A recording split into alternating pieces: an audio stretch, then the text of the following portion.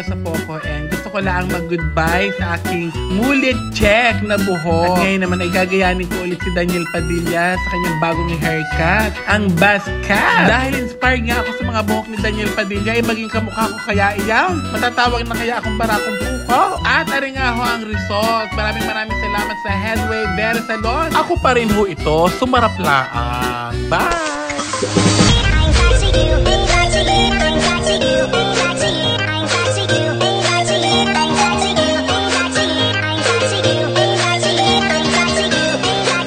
Hi everyone, this is Joseph Poco and welcome to my vlog! Obviously ay kita nyo naman na naplatan kami din sa Calak. Kaya manonood po kami ng game ni Malupito na Pikian Baklaan together with Kevin Kiambao. Nangyari po ay nasiraan po kami na platan. At nga ngayon po natanggal ang reserva just to po Rude. Hindi namin alam kung makakaabot kami sa umpisa ng game pero hopefully makaabot kami. Habang sila ay hindi makaintindihan kung paanong gagawin din at hindi mabaklas ang naplata na gulong, ay di ako muna ay pa-fresh muna. Kailangan maganda tayo mamaya dahil maraming lalaki doon, maraming gwapo, kailangan fresh tayo. Nagpalitan na nga sila ng mga lakas dahil sadya namang, ako po, hindi ko alam kung bakit hindi matanggal aray. Hanggang sa may mga dumating na ng traffic enforcer din eh. Ang mo naman. Akala ko hulihin mo na kami. May dala naman kaming mga gamit pero hindi sapat yun para matanggal yung gulong na naplatan. Maraming salamat ho and shout out po sa mga taga-Calax. Yes! Opo, salamat sa ating mga Calax Patrol. Kay Boss Luna, kay Boss Mendoza, Boss Rojas, Boss Anel, at sa ating off-duty PC Himeroy at sa aking mga kababayan Lico Family. Maraming salamat po sa inyo. Thank you po sa mga traffic enforcer dito po sa Calax. Talaga namang napakabilis ho rumisponde. Hi, feeling ko makakaabot naman kami. Gawa nang nag-send sa akin ng video ang aking boss doon na hindi pa daw magsimula dahil hindi makontrol yung crowd. So sobrang dami ng tao. Dapat alas 8 magsisimula na, alas 9 hindi pa rin maayos. Baka alas 10 pa daw makapagsimula dahil sobrang daming tao. Yung court ay punong-puno na ng manonood. Balik tayo sa sira ng aming sasakyan ay hindi matanggal yung spacer. Kaya ang ending ay ipabubulkanize na daw yung naplata naming gulong. Bakit may cutex ang iyong kamay? Buti pang iyong kamay may cutex. Mas panilis pa kaya nga mo ang kamay ko mas madumi. Tunay ba yun sir pag ginagamit sa Carfa nasisira yung sasakyan? Ito na, ito na ho ang patunay. Ito na po. Kasi ginamit namin yung kagabi sa Carfa. Ginamit ko po. Aba, kung hindi pa kami nasiraan, hindi ko malalaman na ang ibig palang sabihin ng Calax ay Cavite Laguna Expressway. Pero ang gwapo nyo, sir. Shoutout po sa mother nyo. Tama ba siya yung nanonood sa akin? Mother ko tsaka father. Yeah. Aba, talaga naman. Kaya namukha kita eh. Doon pa lang ako. Sir, may moral lesson na po kaming natutunan. Na wag gagamitin ito sa Carfa.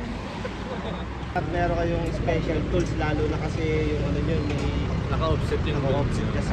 Ayan ha, sa mga nanonood, dapat may mga ano kayo. Yung mga tools, laging dala-dala. Eh Diyos ko, ang dala kasi niya, mga kondom. Hoy, ano raw? Diyos, ang bunganga mo naman. Pinapatawa ko lang po sina kuya.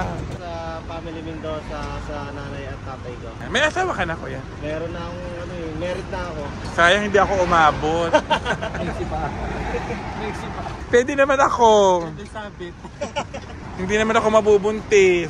Kaya safe ka, wala ka magiging problema. So dapat po bago tayo bumiyahe, always check ng ating mga gulong. Ayan, chinek naman po namin kaso may nadaanan kaming tamtax. Kaya grabe yung tamtax talaga. Kaya nabutas yung gulong. Hindi ho sumuot o magkasya yung reserva din sa spacer dahil parang binago pala yung mag. Something like that. Wala akong alam sa mga ganyan-ganyan. Go kuya, kaya mo yan. Ako pampadulas daw. Siguro mas okay itong gamitin kaysa sa ano. Kuya, pwedeng makahingi na pampadulas. Walang sabit, tulad ng iba. Gagamitin lang po namin, mama. Again po, maraming salamat po ulit sa Calax Patrol. Thank you very much. Sir, salamat po. Thank you very much. Diyan lang! Ano, parang pinagtagpo tayo ng tadhana. May salamat po ang babait po ninyo. Thank you po. Yung gulong natin na papalitan na lang doon para for safety na rin kasi ano na lang yun. Hoy, salamat sa inyo. Diyos ko, nakita nila ako. Tinulungan nila ako. Salamat ng marami. Thank you. Ayan, mga kababayan ko sa Nasugbo. At soon, mag-yoga na din ako dahil ito yan sa mga bucket list ko. Kaya pala ang sexy ni Mad. Teacher Luke, Teacher Sarah. Ngayon pa lang i-scorean ko na sila. Perfect score. 10 over 10. Tawing namin yan sila. Ay nako, 100 over 10. Sobrang perfect. Sobrang gwapo. Siya ang perfect definition ng tall, dark, and handsome. Kaya inirecommend ko lahat, sana masiraan kayo lahat dito para ma-experience nyo yung service ni Kuya. Yes, ganun sila kababae, ka-accommodating. Kiss na lang po sa akin. Kiss na lang po sa akin yung bayan. Mamili ka, Kuya. Sige na. Ano ba yung ibabayad namin? I-kiss ba ako? I-take home ako? Mamili. Baliktad. Kasi kayo yung matitigitan eh. Ay, naputol ni Kuya dahil dyan, negative. Kuya, hindi ko alam kung paano ako makakabawi sa kabutihan ginawa ninyo. Sir, kahit kiss, pwede na po sa akin. Sir, lumis ka na sa akin. Hindi yan. Ang pula na labi ko, oh. Ayan, at nandito na nga ho tayo sa Bayanan Baywalk, din sa Muntinlupa. Abay, natuloy na nga ang biruan ni na Malupiton, Joel Rabanera, at Kian Baklaan na maglaban sa court. Shout out din pala kay Nick Aquino na naglalaro din. In fairness, ang bait ko sa loob ng basketball court, ha?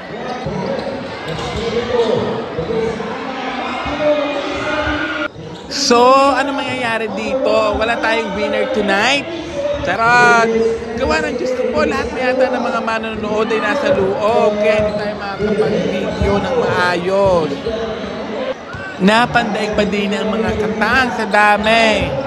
Ari naman ay biruan lang talaga ni Baklaan at saka ni Malupito hanggang sa nagkatotoo na nga. Ay nako, ako naman sa mga nagpo-produce ng mga show, ng mga concert. Ay nako, ay magpapaligan na ako. Abay, sa dami ng fans ni Malupito, Diyos ko puro din. Tapos maglalaro din sina Baklaan at saka sina Kevin Kiambao. Ay nako, sold out siguro yung ticket kahit kayo ay mag-ticket selling. Ay tingnan nyo na are.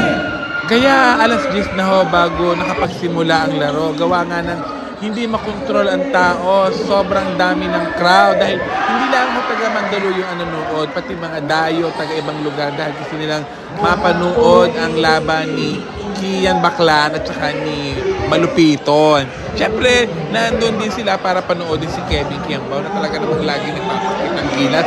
Sobrang naman talagang galing ng batang iyon. At saka sobrang bait ni Kevin Kiambao. Abay, nakakatuwa ha, dahil kilala ako ni Kevin Kiambao at alam niyang taga-Lemery, Batangas ako. Oh! Naku, dapat talaga ang mga ganitong all-star game sa malaking venue, parang sports complex, isang coliseum. Naku, kahit mag-ticket selling kayo, for sure mabebenta yan. Dahil alam niyo naman ang mga tao ngayon, sobrang hype sa basketball, lalong-lalo na mga kabataan. And shoutout nga pala sa ibang vloggers din na naglaro. Ayan, hello po sa inyo. Yung iba kilala ko, yung iba hindi ko lang masyadong kilala sa mga pangalan. Hello po sa inyo. And salamat po, Boss Rani, sa pag-invite sa amin dito. Alam nyo, sa sobrang dami ng tao, bukod pa po yung nasa labas na hindi makapasok.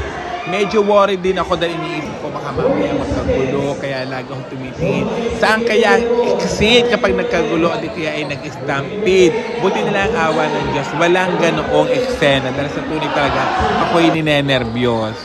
Grabe talaga ito si Kevin Kiambao maglaro. Napakagaling at mabait na bata, napaka-humble. Sana NBA naman sa sunod. Diyos ko po, Rude, kayo naman ang mga manonood. Diyos ko, para kayo mga tukudi yan, naglambitin kayo. Kayo kaya ay nakapanood ng ayos sa hirap ng pagsabit ninyo diyan. And hello po sa mga taga, ayan, Muntinlupa. Nakakatawa naman at kilala din naman nila ako.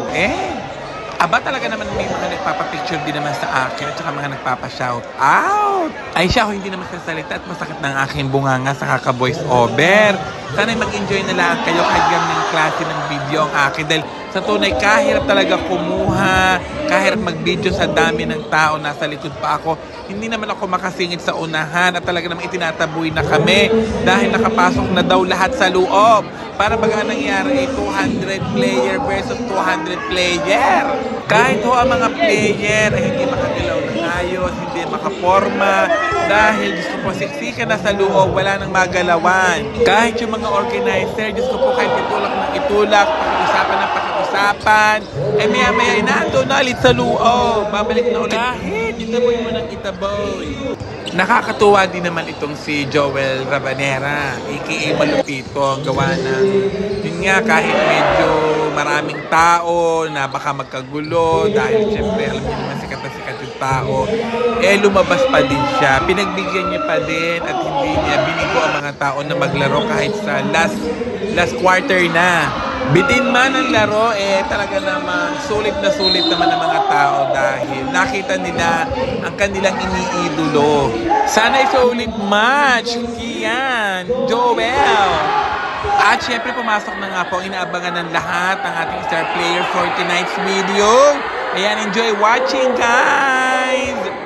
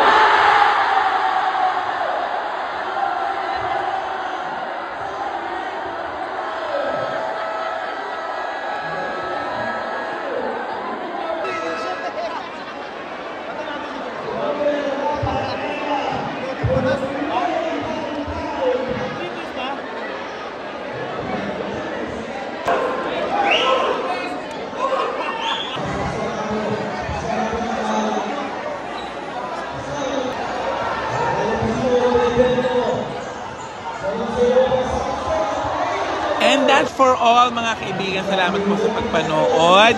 Salamat po sa lahat ng mga nag-share, nagko-comment, nagla-like. Thank you very much po. Subscribe!